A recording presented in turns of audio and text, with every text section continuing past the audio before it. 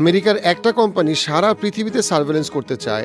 আপনাকে সবার তথ্য তার কাছে থাকবে এবং তার যখন ইচ্ছা তখন সে তাকে সিলেক্টিভ কিলিং করতে পারবে। when it's necessary to scare enemies and on occasion kill them. গাজাতে গত 2023 থেকে 2025 সাল পর্যন্ত যে গণহত্যা হইল, সেই গণহত্যার সবচেয়ে বেশি যে কোম্পানিটা প্রফিট করছে তার মধ্যে একটা হচ্ছে এই কোম্পানিটা, তার নাম প্যালেন্টিয়ার। On Palantir, the highest on the street. মুসলমানরা যাদেরকে দিয়ে শোষিত হচ্ছে তাদেরকে সে চিনেই না। আমেরিকান ডিপ স্টেটের যারা আপনাকে শোষণ করে তাদেরকে তো চেনা দরকার না। আসুন তাদের ব্যাপারে জানি যেন আমরা সচেতন হতে পারি। প্যালেন্টিয়ার একটা কোম্পানি যেটা যুদ্ধ থেকে বেনিফিটেড হয়, যেটাতে আমেরিকান মিলিটারি এবং নেটো এখন টোটাল ইন্টেলিজেন্স এবং আর্টিফিশিয়াল ইন্টেলিজেন্সের যে সাপোর্টটা, সেই সাপোর্টটা নেয় হচ্ছে গিয়ে এখন প্যালেন্টিয়ারের থেকে। এবং আপনাকে বুঝতে হবে যে এই মিলিটারি কন্ট্রাক্টরদের সাথে আমেরিকান গভর্নমেন্ট এবং এই টোটাল ডিপ স্টেটের ইকোসিস্টেমটা কীভাবে কাজ করে সেই বিষয়টা আগে বলে নিই, বিকজ এটা সবচেয়ে ইম্পর্টেন্ট। যুদ্ধ কে চায়? যে যুদ্ধ থেকে টাকা বানায়। সো টাকা ফলো করতে হবে আপনাকে, ফলো দ্য মানি।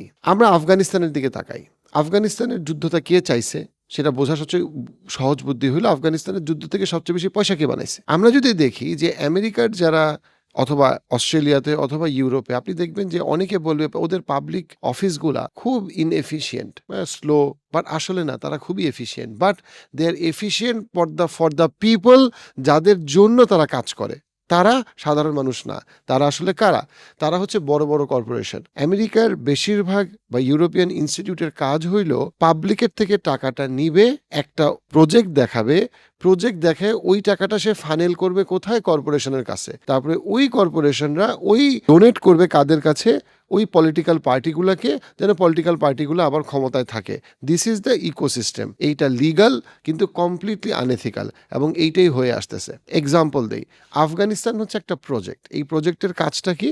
কাজটা হচ্ছে গিয়ে যে প্রচুর পরিমাণে যুদ্ধ হবে, এই যুদ্ধের টাকাটা প্রাথমিকভাবে দিবে হচ্ছে গিয়ে আমেরিকান পাবলিকের ট্যাক্সের টাকা।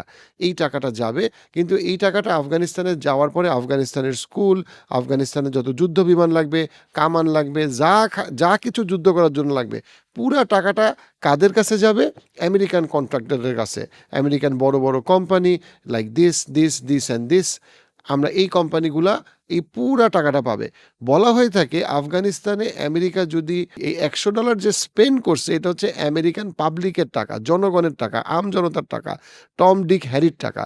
কিন্তু মিলিটারি ইন্ডাস্ট্রিয়াল কমপ্লেক্স, ওই ডিপ স্টেটের যারা পার্টনার, ওই যে লকহেড মার্টিন, তারাই কিন্তু বেসিক্যালি এই পুরো টাকাটা পাইছে। অর্থাৎ এই যুদ্ধ খুবই প্রফিটেবল একটা জিনিস। এই যুদ্ধ তাদের দরকার। এই যুদ্ধের মাধ্যমে তারা আমেরিকান জনগণের টাকা, ইউরোপের জনগণের টাকাটাকে উপরে উঠায় তারা কন্ট্রাক্টরদেরকে দেয়। ওই কন্ট্রাক্টররা আবার কি করে? ওই টাকার মধ্যে ওই যে সে $91 পাইলো, তার মধ্যে তারা $5 ওই সিনেটর, ওই কংগ্রেসম্যান, ওই পলিটিক্যাল পার্টিকে দেয়। এভাবে তারা লবিং করে, এবং এভাবে লবিং করার মাধ্যমে এই কর্পোরেশনগুলা এবং রাজনীতিবিদদের মধ্যে একটা সুন্দর সুসম্পর্ক তৈরি হয়। তারা একসাথে মদ খায়, তারা একসাথে এপস্টিনের দ্বীপে যায় এবং তারা আনন্দ ফুর্তি করে। আমরা যারা গরিব দেশ, তারা যেটা করাপশনটা করি, সেই করাপশনটা হচ্ছে কি একটা বাহ্যিক corruption, open corruption, public corruption. কিন্তু যেই করাপশনটা উন্নত দেশে হয় সেটা হচ্ছে sophisticated corruption, good looking corruption, legal আইনের মধ্যে হয়। কিন্তু তাদের করাপশন আমাদের করাপশনের থেকে 100 গুণ বড়, 100 গুণ বেশি নির্মম। কিন্তু তারা ওগুলো হচ্ছে স্যুটটাই পরা করাপশন।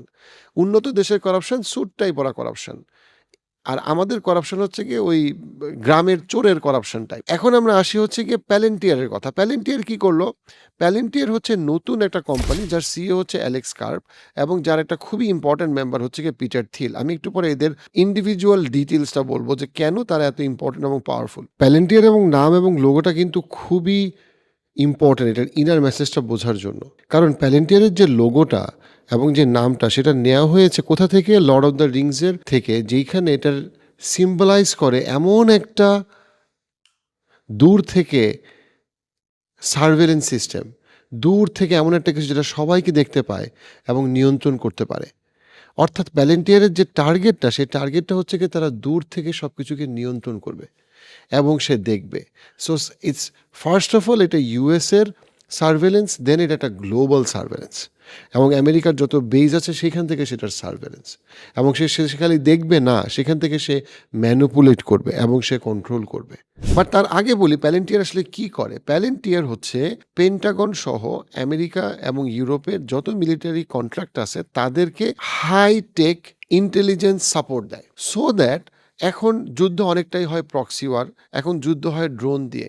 এই যে ড্রোনগুলোকে আর্টিফিশিয়াল ইন্টেলিজেন্স দিয়ে রিসার্চ ডেটা ফাইন্ড করা এবং টার্গেট কিলিং করা, এই কাজটা করে প্যালেন্টিয়ার। আপনারা যখন গাজাবাসীর কথা শুনবেন, আপনি বারবার দেখবেন গাজাবাসী বলবে আমি রাস্তায় হাঁটতেছিলাম, হঠাৎ করে কোথা থেকে যেন একটা গুলি আসলো, একদম এক্স্যাক্টলি যেই পয়েন্টে গুলি করতেছে সেই পয়েন্টে গুলি করছে। আপনি যদি ইসমাইল হানি আর কিলিংটাকে আপনি দেখেন, এক্স্যাক্টলি যেই রুমের যেই জায়গায় গুলি করতে চাওয়া হয়েছে এক্স্যাক্টলি সেই জায়গায় গুলি করা হয়েছে।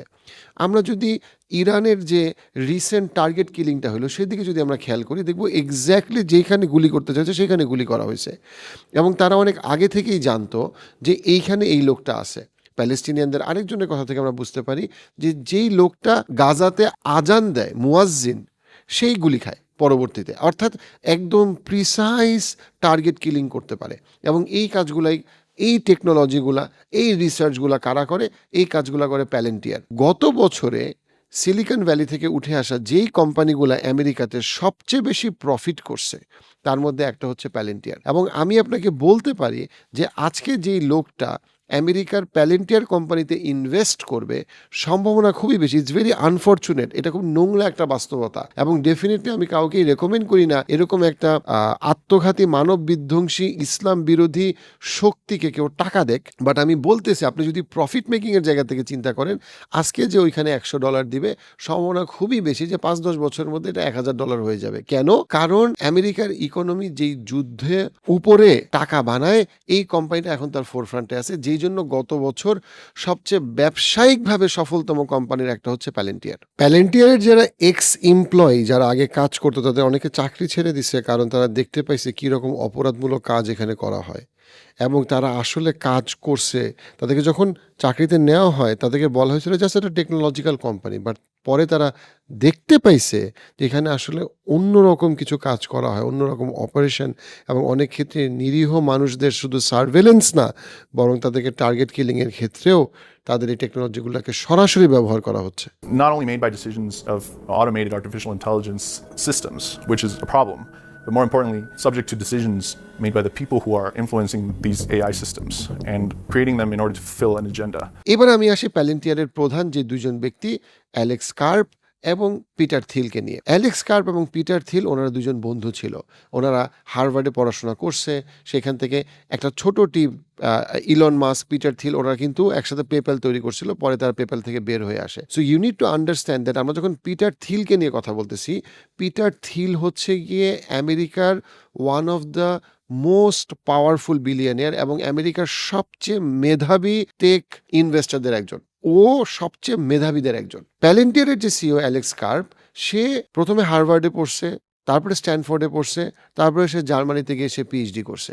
So we are talking about some very educated people, but at the same time আমরা যদি তাদের বক্তব্যটা দেখি প্যালেন্টিয়ারের ব্যাপারে, it's very important. Alex carp স্পষ্টভাবে বলছে প্যালেস্টাইনে যে মানুষদেরকে আঘাত করা হইতেছে সেটা পৃথিবীর জন্য ভালো, প্যালেস্টাইনের গণহত্যা বৃহত্তর মানব সমাজের জন্য ভালো। এটা অ্যালেক্স কার্প কয়েকবার বলছে। কেন?